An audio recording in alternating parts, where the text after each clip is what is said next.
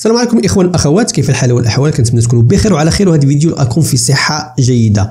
الاعلام التونسي مؤخرا يتداول بعض المقاطع او خرجات ديال بعض الاعلاميين او المؤثرين كيتكلموا واحد الكلام بالعلاقه بين الجزائر وتونس من جهه وكذلك من المغرب من جهه.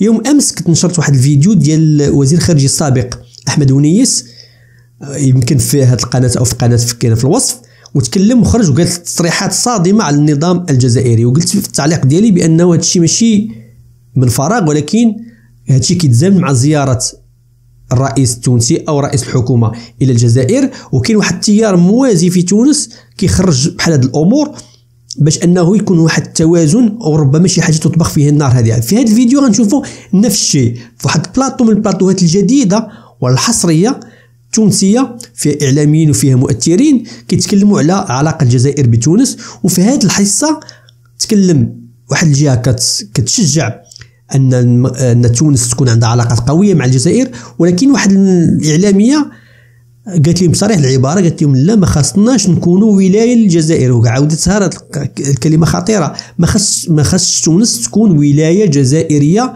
وعلاش حنا ضيعنا العلاقه مع المغرب؟ اشنو استفدنا كاع من هذا الشيء؟ اشنو استفدنا من البوليزاريو؟ يعني قالت كلام قوي وقوي جدا، رغم ان البعض عارضه قال السياده التونسيه. هذا الشيء كاين اخوان. خليكم تشوفوا الفيديو بعدا. اولا دير لايك واشتراك لك اول مره، شكرا الناس كيديروا لايك قبل ما يسال الفيديو. نتلاقاو في الاخير نشوفوا شنو هي التداعيات ديال هذا التيار الموازي اللي كاين في تونس. خليكم تشوفوا. عجبكم ومن بعد تكتشفوا الشعب. هذا هو السؤال للاستاذ قيس سعيد. يلا غازي اسمع لي، مش نقدموا شويه.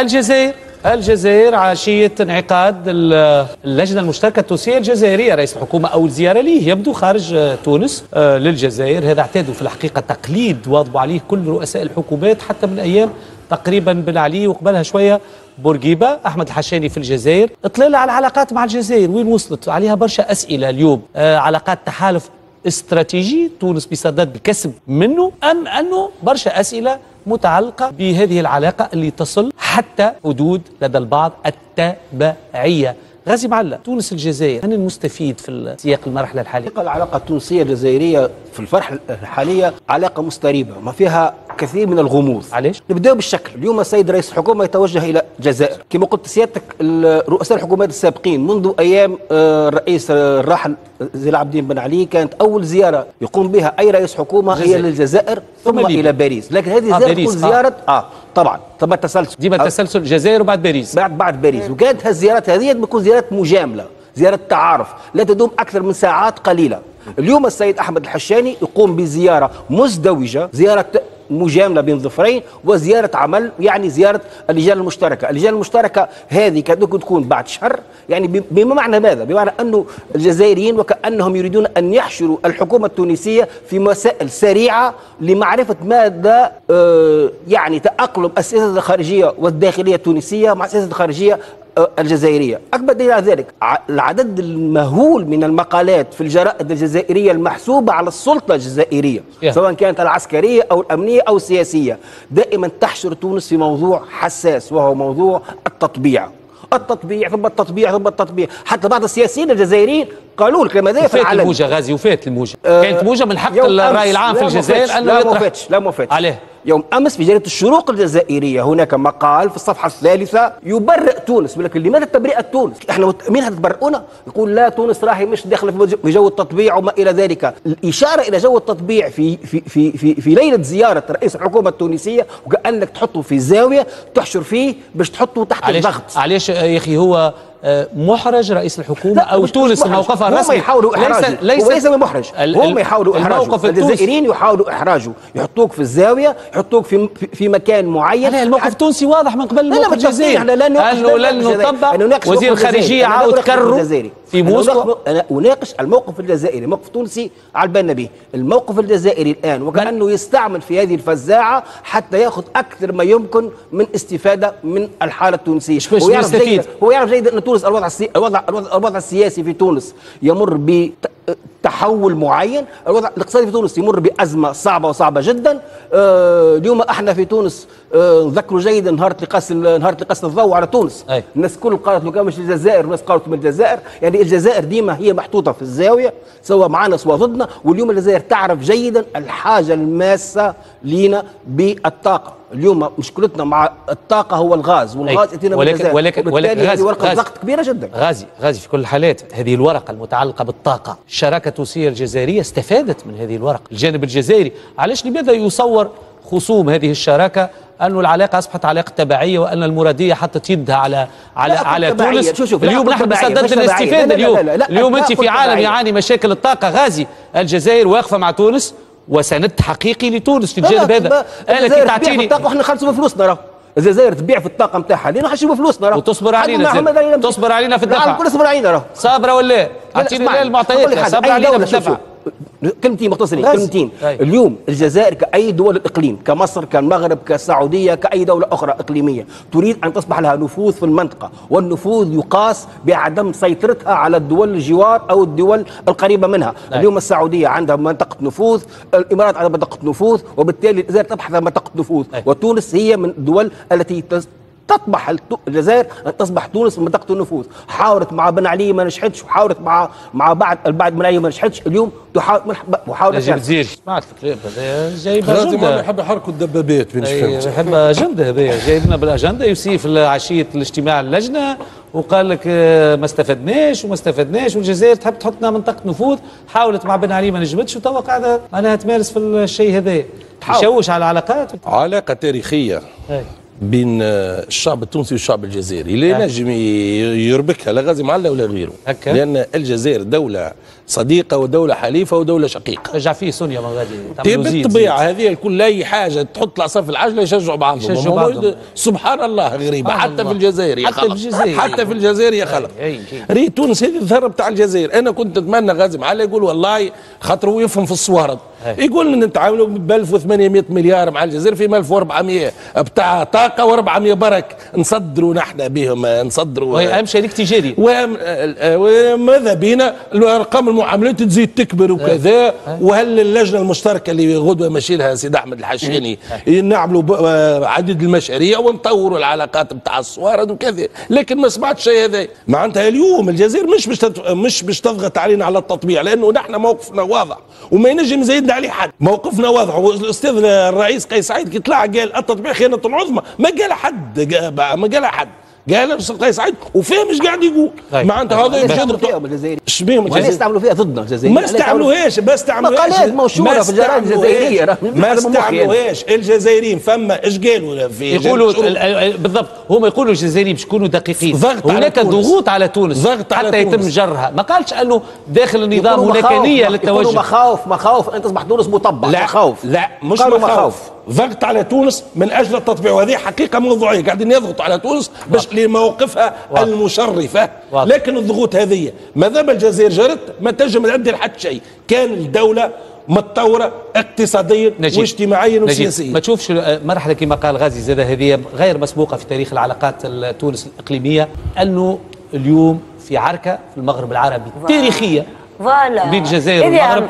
وقفنا اول مره مع طرف ضد طرف اخر في وقت ان تونس كانت دوما في موقف الاعتدال بين الطرفين. لا بوريان وين معناتها المساله مش استثنائيه معناتها تعيش فيها العالم. الجزائر معناتها الاستاذ قيس سعيد يعطيه الصحه، لانه اراده الشعب التونسي ماشيه مع الجزائر. الشعب التونسي والشعب الجزائري شعب واحد مش شعبين.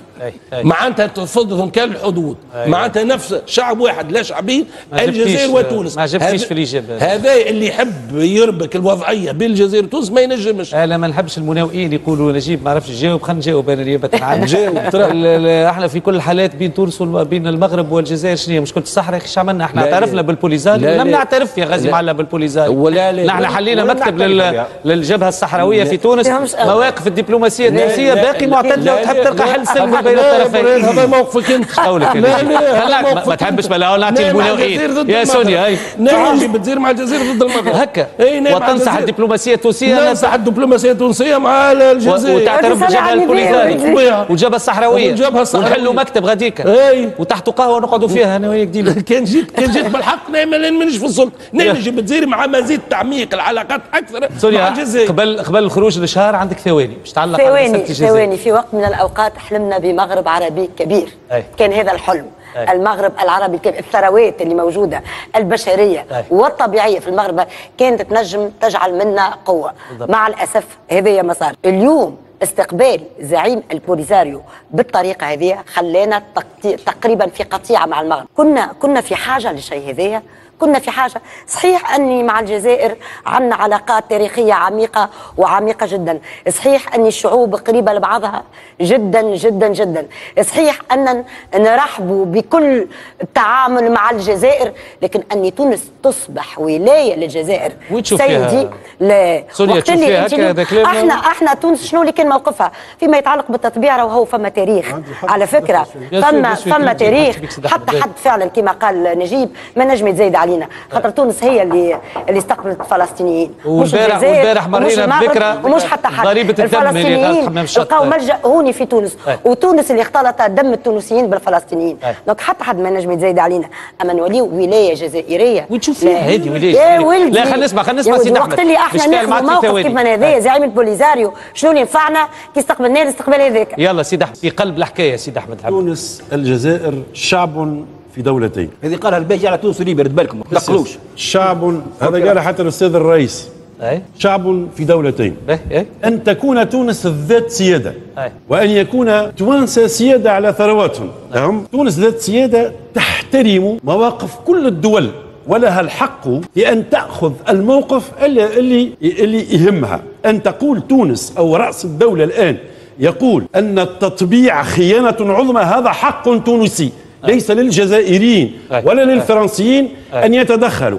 أن تستقبل تونس شخص من البوليساريو تمارس سيادتها، يعني أن مع الجزائر كنا أو مع فرنسا أو مع أمريكا لن نسوق أو لن نخرج على إطار أننا سنكون ذات سيادة ومواقفنا تلزمنا. من أراد ولا نتدخل في مواقف غيرنا. أتمنى وأتصور أن الزيارة هذه ستكون بالأساس في إطار اقتصادي. يفو كومبوزي عمقنا الاستراتيجي سيكون داخل الجزائر وايضا داخل ليبيا. احبابنا مكارنا حتى من 6 ملايين و500 سايح اللي جاوا لتونس في جزء مهم منهم كانوا جزائريه. هذوما نقولوا العمق الاستراتيجي الاقتصادي لابد ان نبني مع الجوار، كما اننا لنا عمق مغاربي، لنا عمق عربي، والاوسع من ذلك لنا عمق انساني، على قاعدة أن نكون ذات دولة ذات سيادة. سيدي أحمد شبيك حشمت باش تقول عمق افريقي زاد. وطبعا ذكرت افريقيا، قلت ذكرت افريقيا المشاكل اللي قلت انساني الافارقه تبلزت الامور. انساني ما لها افريقي. يلا يقولوا لي عن يعني كما شفتوا الاخوان كيبان هذا الشيء واضح، ومازال غنشوفوا انه في تونس كاين هذا اللي كيصرح بهذه التصريحات وكاين اللي كيصرح بتصريحات اخرى، كاين اللي غيقول لي هذا نفاق، ولكن الاخوان هذا الشيء ما يمكنش يجي دقه واحده.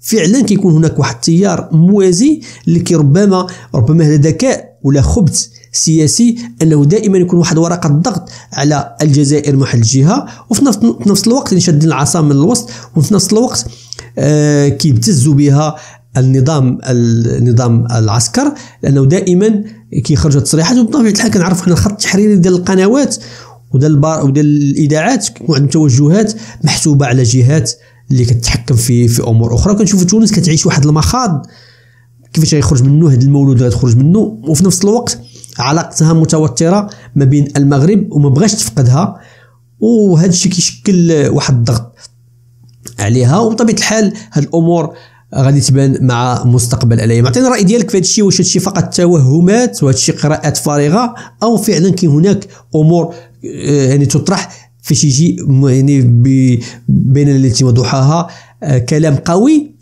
يكون في الاعلام التونسي بين العلاقه يعني العلاقه بين تونس والجزائر من جهه وعلاقه تونس بالمغرب من جهه. اعطينا الراي ديالك في هذا الموضوع، فيدنا بمعلومات اكثر او تحليلات اكثر او اقتراحات اكثر. الراي ديالك مهم بطبيعه الحال. ما تنساش تدعمنا بواحد لايك واشتراك وبارطاج القناه، وفي الوصف كاين قناه احتياطيه حتى كنديروا فيها فيديوهات. اللقاء فيديو اخر ان شاء الله. تهلاو.